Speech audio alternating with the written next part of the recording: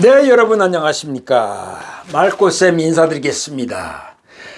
오늘은 실패하지 않는 건축주의 마인드 두 번째입니다. 오늘 영상 끝까지 잘 보시고 실패하지 않는 건축주는 어떤 마인드, 어떤 공부를 갖춘 상태에서 출발해야 되는가, 이거에 대해서 두 번째로 말씀을 드리겠습니다. 끝까지 시청해 주시고요. 구독, 좋아요 눌러주시면 좋은 컨텐츠를 만드는데 큰 힘이 되겠습니다. 잠시 후에 뵙겠습니다. 실패하지 않는 건축주의 마인드 두 번째, 무엇이 있느냐 하면은 여러분 많이 아시는 내용일 수 있어요. 많이 집을 지으려고 이 사람도 만나고 저 사람도 만나면은 중복되는 얘기를 수없이 많이 들으셨을 거예요. 그러나 오늘 말코쌤은 현장 필드맨 출신으로서 현장에 집을 여러 채 지어본 결과 이러이러한 점은 알고 가셔야만이 집을 성공적으로 건축주가 원하는 것만큼 제 시간에 제 비용을 가지고 추가 공사 없이, 추가 공사비 없이 집을 짓느냐, 여기에 방점이 있는 겁니다. 네, 그래서 첫째는 집을 짓는 방식이 분명해야 됩니다. 집 짓는 방식은요, 여러 가지가 있어요. 옛날에 집을 짓는 분들은 뭐 그냥 나무를 얽히설키 해가지고 바람만 막고서 밑에 구들 놓고서 이렇게 떼서, 옛날 집들은 그렇게 했잖아요. 우리 아주 옛날에는. 그러나 지금은 집 짓는 방식이 철근 콘크리트 좋으냐, 목조주택이냐, 그 다음에 농가주택이냐, 그 다음에 샌드위치 판넬을 질 것이냐, 아니면 벽돌을 좋아하는 분들이 의외로 많이 계세요. 그러면 벽돌조로 질 것이냐. 그래서 이거는 집 짓는 방식에 대한 건축주의 판단이 분명해야 된다 이겁니다. 이리가 할까 저리가 할까, 뭐 건축비가 싸니까 이걸로 할까, 뭐 이 사람 말 들으니까 이쪽으로 가고 저 사람 말 들으니까 저쪽으로, 그러면 안 된다는 얘기예요. 그래서 첫째, 집 짓는 방식이 분명해야 된다 이거죠. 두 번째는 내가 집을 짓기까지, 집을 지으려고 마음을 먹었으면은 어디까지 진행을 해 왔는가, 구체적인 규모, 땅의 위치, 그리고 용도는 다가구로 질 것이냐, 다세대로 지어서 분양을 할 것이냐, 아니면은 오피스텔 원룸을 지어 가지고 팔 것이냐, 투자 목적으로. 그러니까 이 두 번째는 내가 돈을 얼마만큼 가지고 있는데 땅을 사가지고, 아니면 이미 땅을 사놨거나 이런 상황에서 어떻게 구체적인 그 방향이랄까, 이게 서 있어야 된다 이겁니다. 이것이 서 있지 않고 우왕좌왕 해버리면 시간은 시간대로 낭비를 하고 돈은 돈대로 허비를 하게 된다는 말씀입니다. 그리고 세 번째는 이와 같이 집 짓는 방식이나 구체적인 것이 결정이 됐으면 마감에 대한 결정된 안이 있어야 된다 이거죠. 이미 이 정도 두 번째 단계까지 되면은 계획도면이 이미 나와 있고요. 계획도면이 픽스가 되면은, 확정이 되면은 허가도면이 나옵니다. 허가도면. 설계비를 지불을 하고 허가도면이 나와서 허가도면을 이제 관청에 집어넣으면, 건축 허가가 떨어지면은 시공도면이 이제 됩니다. 허가도면이 바로 시공도면이 되는 거예요. 그러면 시공도면을 볼 줄 알아야 되고, 시공도면에는 시공평수가 있고 그 다음에 공부상 평수가 있습니다. 시공평수는 업자와 계약을 할 적에 기준이 되는 것이고 공부상 기준은 허가를 받을 적에 올려지는 그 도면을 말하는 겁니다. 달라요. 그래서 시공평수 개념은 집을 짓다 보면은 공부상 면적이 110평이고 확장 면적이 25평 정도 되어 가지고 시공평수는 135평으로 해서 건축업자와 계약을 하게 되어 있습니다. 그리고 시공평수에는 주차장도 평수에 들어가죠. 옛날에는 주차장이 약 30평이라고 하면은 2분의 1 정도 50% 정도만 돈을 받았어요. 건축비를. 예를 들어서 평당 600만 원에 지어드리겠습니다. 아니면 700만 원에 지어드리겠습니다. 라고 결정이 되면은 옛날에는 주차장은 50%만 받았어요. 그런데 지금은 거의 4대만하고 그러죠. 목수, 그 다음에 전기, 그 다음에 콘크리트, 설비. 이 사람들은 주차장 평수를 거의 100% 다 받습니다. 그래서 시공평수, 공부상 면적이 110평이고 확장 평수가 25평.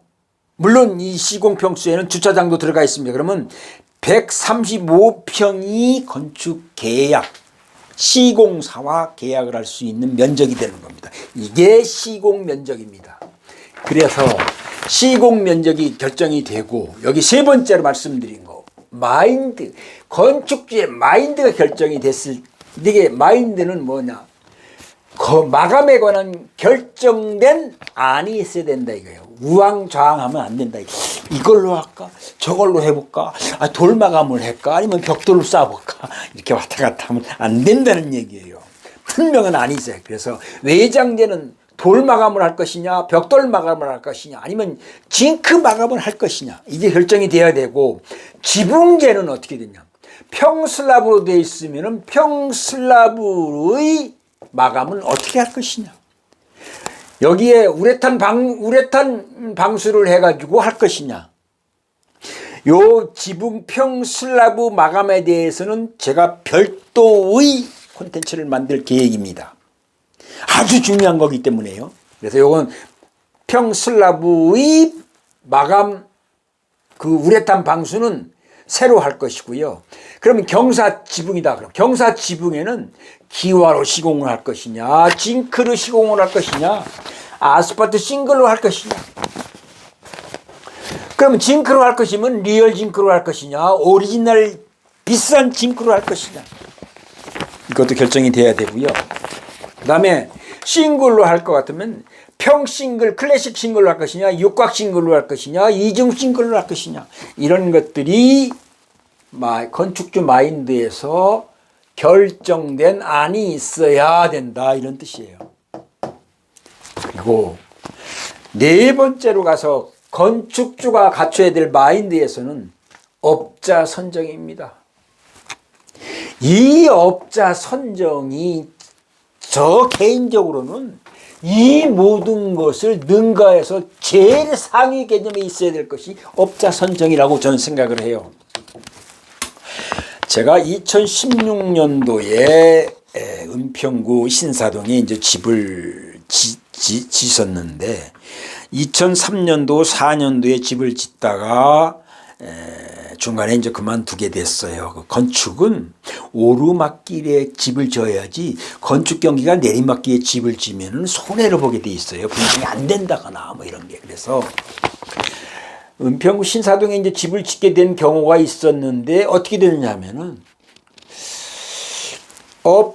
그 건축주를 만나가지고 1시간 대화를 나눠보니까요.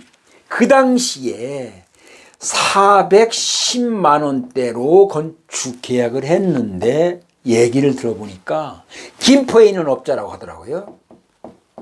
김포에 있는 업자인데 건축사와 건축시공사가 짜웅이 되어 가지고 410만 원에 계약을 했으면서 설계비는 별도, 철거비는 별도, 뭐는 별도, 담장 쌓는 건 별도 해가지고 실질적으로 건축비는 470만 원, 80만 원, 근 평당 500만 원대에 이르는 가격으로 계약을 했더라고요. 그래서 이거는 건축사와 건축업자가 짜고서 건축주를 눈탱이를 친 겁니다. 제가 말씀을 드려서 저는 모든 것이 다 포함이 되어 가지고 420만 원에 지어드리겠습니다. 모든 것이 포함이 된다는 것은 추가 공사 비용이 아무것도 없다는 얘기죠. 뭐 철거도 별도, 담장 쌓는 것도 별도, 설계 비용도 별도, 이렇게 별도로 해가지고 410만 원에 계약을 했는데 결과적으로는 근 500만 원대가 됐더라고요. 아닙니다, 이건. 그래서 제가 420만 원대에 공사 계약을 해가지고 집을 지어줬습니다. 그런 경험이 있기 때문에 말씀을 드리는데, 가장 중요한 것이 지나치게 강조를 해도 괜찮은 것이 아니면 업자 선정입니다. 괜찮은 분을 만나야 돼요. 제대로 된 분을 만나야 된다고요. 그야말로 건축 현장에서 좀 해봤다고 그래가지고 전체가 눈에 들어오고 그러면은 그냥 업자로 많이 나서서 해요. 그러나 저는 개인적으로 제대로 인성이 박힌 인성. 세상에 돈 싫어하는 사람은 없잖아요. 그러나 돈 앞에 사람이 변하면 안 된다는 얘기죠. 예, 그래서 제대로 된 업자를 만나서 일을 해야만이 된다. 뭐 공개 입찰을 해가지고 뭐 싼 가격에 하는 경우도 있잖아요. 규모가 몇백억대 큰 공사라면은 그거는 최저 낙찰을 해가지고 업자 선정을 하고 도급 순위가 있는 회사가 들어와서 일을 하는 게 맞습니다. 그거는 원가 개념, 원가 절감 차원에서. 그런데 싼 게 싼 것이 아니라 싼 게 비지떡일 수 있습니다. 요거 2, 3천만 원, 4, 5천만 원 아끼려다가 그야말로 업자한테 건축주가 코가 껴가지고 끌려다녀요. 끝까지 끌려다녀요. 그래서 이런 경우가 되면은 실패하는 집짓기입니다. 그래서 업자 선정이 가장 중요한 것이다. 이렇게 말씀을 드리고, 다섯째로는 이게 좀 뭐랄까 좀 철학적인 얘기 같은데요. 집은 그저 집입니다. 집 이상을 기대하면 안 된다는 거죠. 그저 집은 단열이 잘 되고 여름에는 좀 시원하고 겨울에는 좀 따뜻하고, 그 다음에 비 새는 데 없고 바깥에서 새는 것도 없고 안에서 새는 것도 없고, 즉 누수가 없고 편안하면 땡큐라 이거죠. 편안하면. 땅 선택을 잘못해 갖고서 그저 차가 많이 다니고 고속도로 옆이라든가 뭐 이렇게 주거 환경이 아주 안 좋은 데 있잖아요. 그래서 편안하면 땡큐. 집이 성공적으로 졌다 이렇게 할 수 있는 겁니다. 그래서 오늘은 실패하지 않는 건축주 조건 두 번째, 지난번에 한 번 올렸지 않습니까? 거기하고 약간 중복되는 점도 없잖아 있는데, 그만큼 큰 틀로 봤을 때 실패하지 않는 내 집 짓기 속에 있는 건축주의 마인드는 어떻게 갖춰야 되는가 해서 오늘 몇 가지로 뽑아봤습니다. 이 중에서 제가 선택을 가장 중요한 게 뭡니까 물어봤을 적에는 집 짓는 방식도 중요하고 구체적인 안도 중요하고 마감해 가는 것도 중요하지만, 저는 네 번째로 되어 있는 업자 선정이 첫째다. 업자가 제대로 된 사람을 만나면 그야말로 모든 걸 다 맡길 수가 있어요. 저는 그렇게 생각하고, 개인적으로 저는 한 10여 채 집을 지으면서 건축주와 싸워가지고 관계가 안 좋아진 경우가 한 번도 없어요. 물론 집을 짓다 보면 이런저런 문제가 있어가지고 트러블이 생기죠. 그러나 대화로 합리적으로 제대로 풀어서 해결을 봐가지고 서로 오케이하고 사인하고 이렇게 갔습니다. 그래서 업자 선정이 제일 중요한 것이다. 이렇게 말씀을 드리고 오늘은